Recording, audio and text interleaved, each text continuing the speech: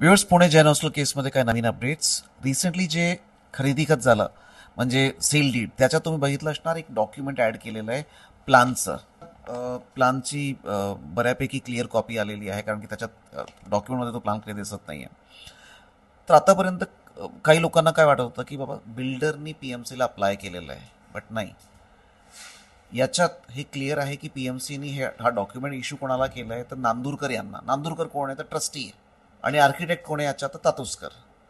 या संदर्भात जर तुम्ही 4 एप्रिलचा चॅरिटी कमिशनरचा ऑर्डर बघितलं, म्हणजे ज्याच्यात चॅरिटी कमिशनर यांनी सेल डीड म्हणजे हे तुम्ही जागा सेल करू शकता याची परवानगी दिली आहे, त्याच्यात ट्रस्टचे जे ऑब्जेक्ट्स आहे ते दाखवले: education and relief to poor, hostel, accommodation for students, धर्मशाळा, लायब्ररी, XYZ. हॉस्टेल बांधकाम क्षेत्रात केव्हा, म्हणजे ट्रस्ट जे आहे ते बांधकाम क्षेत्रात केव्हा आली, आणि ट्रस्टचं काम बांधकाम नाही आहे, तर पी एम सीला आर्किटेक्ट तातुस्करच्या मार्फत यांनी अप्लाय कसं केलं.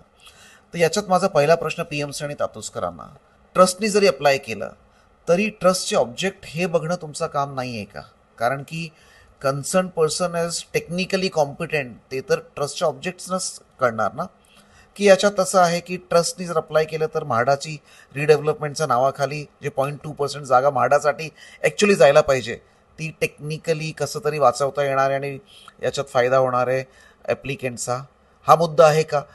आर्किटेक्ट तातुस्कर आणि पी एम सी यांनी खुलासा करावा, कारण की आयओडीमध्ये म्हाडाचं 0.2% दिसत नाही आहे. तिसरं पॉईंट, या केसमध्ये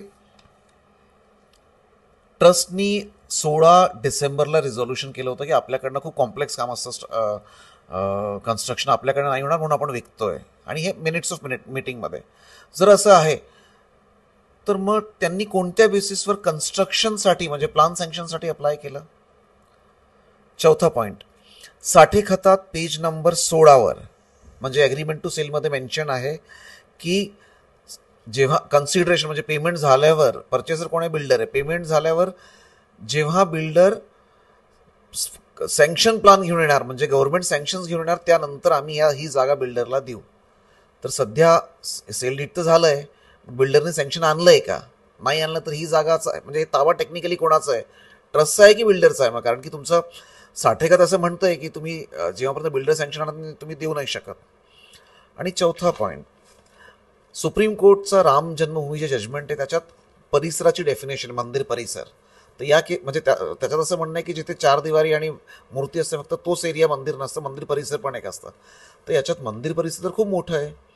तर तुम्ही प्लानमध्ये ट्रस्टीजनी किंवा आर्किटेक्टनी काय धरलंय? फक्त ती 4 दिवारी आणि मूर्ती? त्यांनी खुलासा करावा. न्यूज वॉच करता टिकम शेखा.